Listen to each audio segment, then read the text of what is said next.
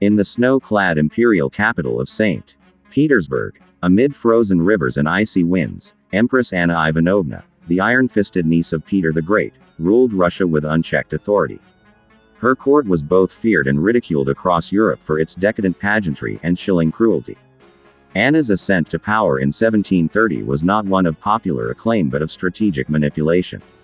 She was a monarch whose sense of humor was as frigid as the Siberian winter, and her thirst for revenge left deep scars upon the nobility. Among those who incurred her wrath was Prince Mikhail Alexeyevich Golitsyn. A nobleman of esteemed birth, Golitsyn had once been a decorated ambassador to Italy. While abroad, he fell in love with a Catholic woman and married her, an act that deeply offended the Orthodox traditions of Russia and insulted the Empress's pride.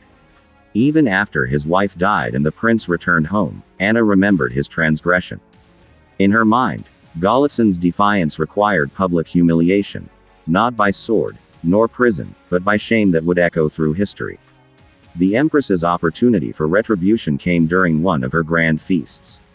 Surrounded by jesters, dwarfs, and lavishly dressed nobles, Anna declared her decree. Prince Golitsyn would marry a Kalmyk servant woman, Avdotya Bojaninova, a union engineered not for love or alliance, but for mockery. Avdotya was of humble origins, and placing her beside a blue-blooded aristocrat was meant to dismantle Golitsyn's pride. The court, drunk on mead and laughter, roared in approval. Anna had something even grander in mind. Their wedding night would unfold in a palace made entirely of ice. Construction of the Ice Palace began in late 1739 on the frozen Neva River. Over 1,000 laborers worked day and night through the brutal winter, sculpting massive blocks of ice into columns, balustrades, and rooms furnished with ice beds, ice chandeliers, even ice mirrors. Life-sized ice elephants and birds decorated the entrance. Frozen roses adorned the windowsills. The masterpiece stretched over 80 feet long, and inside, a bridal suite was chiseled, complete with a massive icy bed covered by a thin animal skin rug. No heat was allowed inside. It was an architectural marvel and a dungeon of deathly cold. As the palace neared completion, Anna summoned her court once again. She spared no expense in turning the event into a circus. The wedding procession itself was bizarre.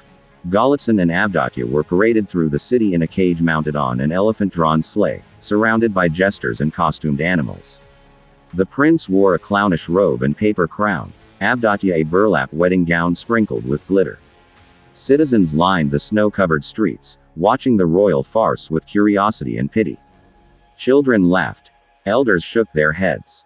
Golitsyn did not speak during the ride, his eyes locked in a hollow gaze, as if stripped of all human dignity. At sunset, the couple reached the Ice Palace. Musicians played out-of-tune melodies while nobles, drunk on kvass and vodka, jostled for a better view. As the couple stood before the frozen archway, the Empress herself emerged in furs, her face painted like a porcelain doll. She raised her goblet and declared the union blessed, by humiliation. As the icy doors closed behind them, the final act of Anna's vengeance began. The sound of silence inside the Ice Palace was deafening. Outside, the revelry continued with laughter, music, and toasts, but inside, the icy structure muffled all sound. The newlyweds were left alone in their frozen chamber, walls glittering like diamonds under moonlight, their breath visible in plumes of desperation. The bed, a block of ice draped with a thin layer of deer hide, loomed in the center. No fire was allowed, and the only light came from translucent windows sculpted with biblical scenes. The bitter cold pierced through their ceremonial garments like arrows. Golitsyn, once a proud nobleman, now shivered uncontrollably, his teeth chattering, lips blue. Avdotya, her hands raw and red, tried to warm herself with friction, but it was hopeless. They were both victims, thrown together by a tyrant's malice. There was no affection, no romance, only fear and shame. Avdotya, a servant unaccustomed to noble life, sat trembling, her eyes darting across the icy furniture, looking for any escape. Golitsyn wrapped his arms around her, not out of desire, but to share body heat. In that embrace, they felt like prisoners of war rather than a newlywed couple. Outside the palace, Anna had posted guards to ensure no one left early. She stationed a peephole on the far side of the palace and assigned 2 of her dwarfs to monitor the couple's behavior. Court jesters made bets on whether the consummation would happen, while nobles laughed and gossiped about the prince's fall from grace. As the hours dragged on, the frost inside the palace grew thicker. Ice crystals formed on their hair, on the bed's hide cover, and even on their lashes. Every touch was like contact with steel. The couple huddled close, whispering prayers and sobs, struggling to stay conscious. They drifted in and out of a shallow sleep, haunted by nightmares of mockery and hypothermia. But there was something even more grotesque at play: the expectation. Anna's intent was not just to freeze them, it was to see whether humiliation and despair could push human beings to perform an act of union in the most inhuman of conditions. Some witnesses later claimed the couple tried. Others insisted they merely wept in each other's arms. Regardless, the Empress spread the story that the marriage was indeed consummated. Truth was irrelevant. Perception was the tool of tyranny. By the time the sun rose, their fingers had blackened slightly from frostbite, and their skin bore the marks of cold burns. When the doors opened, silence overtook the court. Golitsyn had to be carried out. Avdotya walked feebly, her eyes downcast. They said nothing. Anna toasted to love in the age of ice, her laughter echoing down the palace steps. The weeks following the Ice Palace ordeal saw Golitsyn vanish from public life. He no longer attended court functions, his once powerful voice silenced by shame. He developed a tremor in his hands and spoke rarely, haunted by humiliation that had been cheered as spectacle. Avdotya was dismissed from palace service shortly after and sent to a remote estate. No records mention her again, but whispers suggested she never recovered. Anna continued her reign until 1740, ruling with an air of cruelty veiled behind painted smiles. The Ice Palace stood for a few weeks more, attracting curious onlookers from across the empire. But as spring neared and the sun returned, the walls began to drip, then melt. Statues lost their features. The chandeliers crashed to the ground. The bridal chamber dissolved back into the Neva River. What remained was legend, a brutal testament to how absolute power could turn vengeance into a frozen pageant of torment. Historians have debated whether Anna intended to kill Golitsyn or merely disgrace him.